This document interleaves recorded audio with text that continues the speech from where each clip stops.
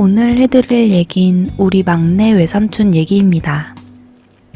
막내 삼촌은 학교를 다니시다 군복무를 끝내시고 복학하여 학교를 졸업하고 회사에 취직하신 전형적인 사회인이십니다. 지금은 직장 생활을 접으시고 개인 사업을 하시어 나름 성공하셔서 막내 외숙모와 남매 외사촌 동생을 두신 단란한 가정의 가장이세요. 그런 막내 삼촌도 저희 상주할매가 아니었으면 인생이 완전히 꼬여버릴 뻔한 흑역사를 가지고 계십니다.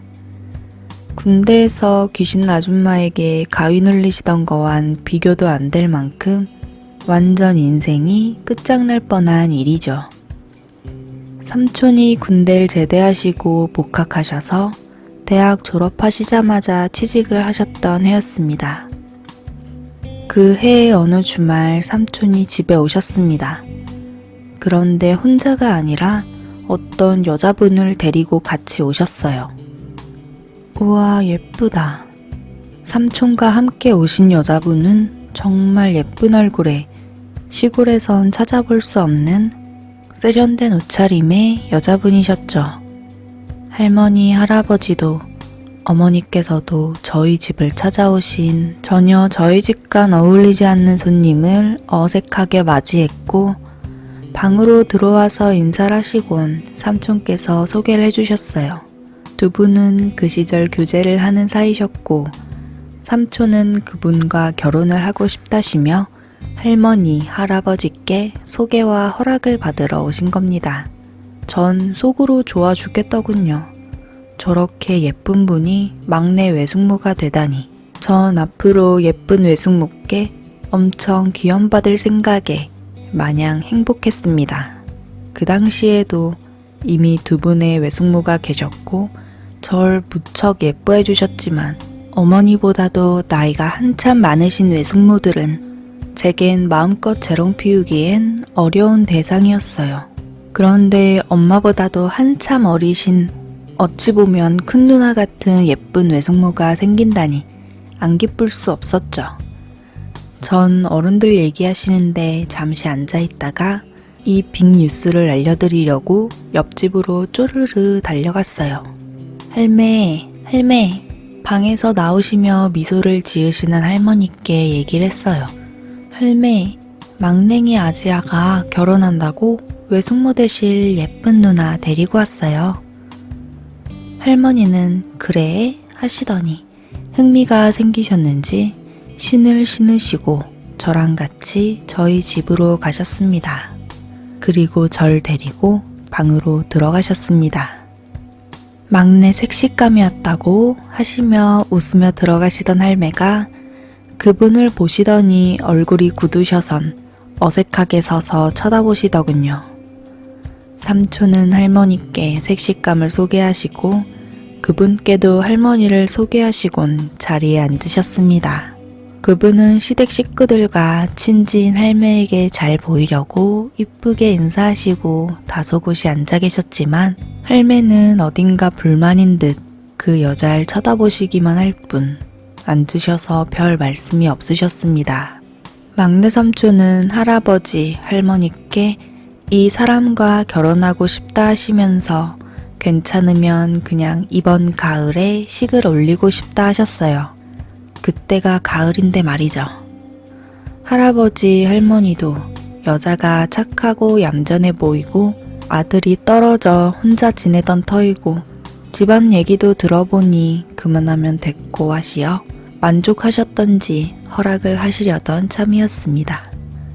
옆에서 조용히 듣고 계시던 할머니께서 그때 참견을 하시며 말씀하셨습니다. 아이고, 뭐가 그리 급하노.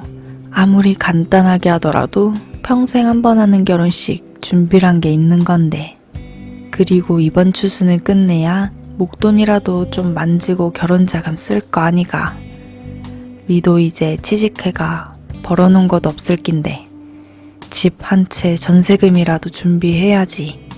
내나 너그 친척들도 축의금 좀 많이 내려면 추수는 다 끝내야 할 끼고. 그러고 니 올해 삼재 마지막이라 올해는 지나고 하는 게 좋테이 하셨어요. 삼촌은 따는 그렇고 내년이라 해봐야 봄 되려면 6개월만 미루면 되는지라 딱힐 반대를 안 하시고 그러겠다 하셨고, 같이 점심 식사하시고는 인사를 드리고 그 여자분은 고속버스를 타러 가고 삼촌은 터미널까지 바래다 주신다고 같이 나가셨어요. 그 여자분이 떠나시자 외할머니가 할매께 할매 보시기엔 어떤교? 저만 하면 막내 배필러 괜찮은데 예 하셨어요. 솔직히 제가 보기엔 삼촌이 많이 째시던데, 지금 생각해보면 너무 외모가 화려하고 어딘지 요즘 말로 된장녀 냄새가 났다 해야 하나? 아무튼 삼촌보다 잘생기고 돈 많은 사람들이 많이 꼬일 것 같은 분위기였었어요. 할매는 글쎄 하시며 답을 피하셨습니다. 그러시며 집으로 가시면서 좋아야 고사떡 가져온 거 있으니 가져다가 할매랑 엄마랑 먹거라 하셨어요. 전 네 하고 냉큼 쫓아갔죠. 할맨 고사떡을 한 접시 내주시며 그러시더군요. 좋아야, 이따 막내 삼촌 들어오거든. 다른 식구 안 들리게 살짝 내가 보잔다고 하거라 하셨어요. 집에서 떡을 먹고 저녁을 먹을 때서야 막내 삼촌은 집에 오셨고 외할매가 밥은 하시자 땡땡씨랑 먹었다며 우리가 식사하는 내내 옆에 앉으셔선 그 여자분 칭찬을 입이 마르게 하셨어요. 밥상을 물리고도 한참을 얘기를 하신 바람에 전 삼촌께 할매 얘기를 못 전하고 눈치만 보고 있었죠. 이윽고 삼촌은 사랑채에 있는 작은 방으로 다음날 일찍 차로 출근하셔야 해서 자려고 가셨습니다. 그 방은 평소엔 안 쓰다가 삼촌들이 오시면 간혹 잠만 주무시는 그런 방이었죠. 방으로 들어가시는 걸 보곤 조아도 잽싸게 따라 들어갔습니다. 삼촌이 조아야, 막내 외숙모 되실 분 억수로 예쁘제 하셨고 전 흑수로 예쁘더라며 맞장구를 쳤습니다.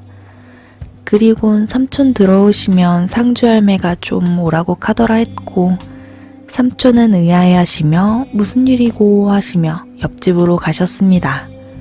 저도 응당 당연히 쫄쫄 따라갔죠. 가셔선 아줌매 찾으셨는겨 하셨고 할맨 좀 들어오너라 하셨어요. 할매가 계신 방으로 들어가 할매 앞에 삼촌이 앉으시고 전 할매 옆에 앉았습니다. 할매가 그러셨어요. 걔는 어디서 만났노? 삼촌은 우물쭈물 하시더니 작은 목소리로 회사 회식 가서 나이트에서 만났다고 하셨어요. 나이트 부킹녀였던 거죠. 삼촌은 하지만 정말 착하고 좋은 여자라면서 요즘 그런 데 가서 만나고 하는 건 흠이 아니라고 역설하시며 그 여자분의 장점을 쭉 얘기하기 시작했어요. 한참 듣고 계시던 할머니가 걔한테 책임질 짓을 했나 그러시더군요. 삼촌은 얼굴이 빨개져선 우물쭈물 하셨죠. 자꾸 제 눈치 보시면서 푸하하 괜찮아 삼촌, 남자가 뭘 그런 거 가지고 했네 했어 헤헤. 삼촌은 남자가 책임질 행동을 했으면 책임을 져야 하는 거 아닙니까 하며 제법 남자답게 얘기했습니다. 그러나 할매께선 삼촌을 한심하다는 듯 쳐다보시며 미친놈, 걔는 너처럼 한번 살 썩었다고 결혼해야 할 것 같으면 서방이 수십 명인 년이다 하셨죠. 삼촌은 화를 내시면서 아줌매가 땡땡씨에 대해 뭘 하신다고 그렇게 얘기를 하시냐며 소리를 질렀습니다. 걔 임신 안 했나? 네 알아 그래가 네 결혼 그리 서두르는 기제 하셨어요. 삼촌은 말문이 막히시는지 아무 말씀 안 하셨어요. 할매께서 다시 말씀하셨습니다. 걔 뱃속에 드나 니야 아니다. 아마 니가 착하고 어리숙해 비니 니 애락하고 결혼할라 그란기다 하셨어요. 삼촌은 아니라며 자길 그녀가 얼마나 사랑하는지 아냐 하시면서 그럼 뭐하러 사랑 안 하는데 애를 낳냐고 하시며 애를 그냥 지우면 되잖냐고 반론을 하셨죠. 이 한심한 놈아, 그러니까 그게 구미호 같은 년이지. 아까 걔 처음 봤을 때 내가 뭘 봤는 줄 아나? 걔 몸에 주렁주렁 달려있던 낙태령이었다. 지도 느낀 거지. 이번에도 낙태하면 다신 애를 가질 수 없다는 거. 아마 그 진짜 아버지는 하룻밤 지낸 사이거나 자긴 책임 못 지고 결혼 못 해준다 했을 기다. 그러니 순에 빠져 보이는 니놈에게 덤탱이 씌울라 그랬던 기다. 계속 그럴 린 없다며 부정하는 삼촌에게 할매는 호통을 치셨습니다. 미련한 놈. 할머니가 계속 그러셨어요. 남의 자식이라도 진짜 네가 그 여자를 사랑하고 나중에 알게 되어도 네 애처럼 키울 수 있고 너희 둘이 행복하게 살 것 같으면 그딴 과거가 뭔 큰 흠이겠노. 그럴 것 같았으면 내가 니한테도 말도 안 꺼냈다 아이가. 그런데 내가 보는 니는 그럴 군자는 못 된다. 언젠가는 알게 되고 그럼 무슨 일이 날지 몰라. 그리고 결정적으로 걔는 너에 대한 사랑이 조금도 없는 기라 하셨습니다. 삼촌은 믿을 수 없단 표정으로 망연자실하여 할매만 쳐다보고 앉아 계셨습니다. 할매 말을 무시할 수도 없었습니다. 할매의 대단한 능력을 무수히 보고 겪으신 분이시죠. 네가 알아서 그년을 정리하면 좋겠지만 미련이 남을 테니 내가 확인할 방법을 알려주구마. 대신 나랑 한 가지만 단지 약속하거라. 어떤 걸 봐도 뭘 들어도 절대 감정적으로 행동해선 안 된대. 그냥 보면서 들으면서 정 떼거래. 그래 할 수 있겠나. 삼촌은 산무룩한 표정으로 그리하겠다고 하셨습니다. 할매는 걔 집은 알제. 다음 돌아오는 토요일에 회사 휴가 내고 걔한테는 한 이틀 회사 일로 주말에 출장 간다 하고 아침 일찍부터 걔 집에 앉아 가가 지켜보거래. 이틀만 걔 뒤 밟아보면 걔가 어떤 아이인지 네 스스로 알게 될 거대 하셨습니다. 그날 밤은 사랑채 불이 오래도록 꺼지지 않았습니다. 다음날 아침 일찍 삼촌은 출근하러 떠나셨죠. 그리고 2주 후 좀비가 되어 나타나셨어요. 집에 오자 인사만 드리곤 사랑채로 들어가 누우셨어요. 외할머니랑 어머니는 아무것도 모르셨기에 막내가 회사 생활이 너무 고된가 보다며 안쓰러워만 하셨습니다. 그렇게 막내 삼촌은 하루 종일 식사도 거른 채 방에만 박혀 계셨어요. 그날 밤 저녁을 먹고 할매랑 TV를 보며 놀고 있었습니다. 밖에서 인기척이 나더니 아즈메 접니다 하는 소리가 들렸습니다. 막내 삼촌이었죠. 할매는 어서 들어오라 하시며 자리를 권했어요. 할매는 안 봐도 다 알 수 있단 표정으로 삼촌을 위로하셨습니다. 억울하고 마음 많이 상한 거 내도 안다. 그러나 다르게 생각해보거라. 네 인생에 모르고 지나갔으면 두고두고 얼마나 고통받을 뻔했겠노. 그런 걸 생각하면 지금 잠깐 고통스러운 건 정말 싸게 대가를 치르는 기대이 하시며 삼촌 등을 토닥토닥 하셨습니다. 삼촌은 그런 할매의 위로에 말없이 그냥 눈물만 흘리셨어요. 긴 얘긴 없었지만 삼촌은 그 여자를 잊기로 결심하시고 헤어지신 것만은 확실했습니다. 그리고 그 뒤로 주말만 되면 집에 오셔서 방구석에 박혀 지내셨어요.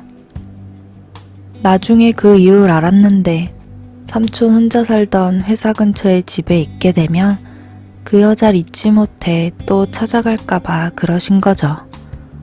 그렇게 방콕맨, 방구석 귀신 생활은 꽤 길게 이어졌습니다. 그놈의 사랑이 뭔지 그러던 어느 날이었습니다. 그 날은 휴일과 장날이 겹친 날이었죠. 할매가 좋아야 장에 가자 하시고는 절 데리러 오셨어요. 전 이미 준비 끝. 할매가 제 손을 잡으시고 나가려 하시다가 사랑채 밖에 놓인 삼촌의 신발을 보시곤 망냉이 왔나 하시며 제게 물으셨고 전 고개를 끄덕끄덕. 할매가 성큼성큼 사랑채로 가시더니 문을 휙 열어 제끼시며 방에 벽 보고 누워 계시던 삼촌 등 뒤로 소리치셨어요. 이 문디야, 네가 무슨 일본 놈한테 나라 뺏겨가 비분관계하는 독립투사가 꼴랑 야시 같은 기집애 하나 때문에 이게 뭐하는 짓이고 빨랑 안 있나나. 나랑 장에 나가자. 기분도 풀 겸 장 구경하고 밥이나 먹고 오자 하셨습니다.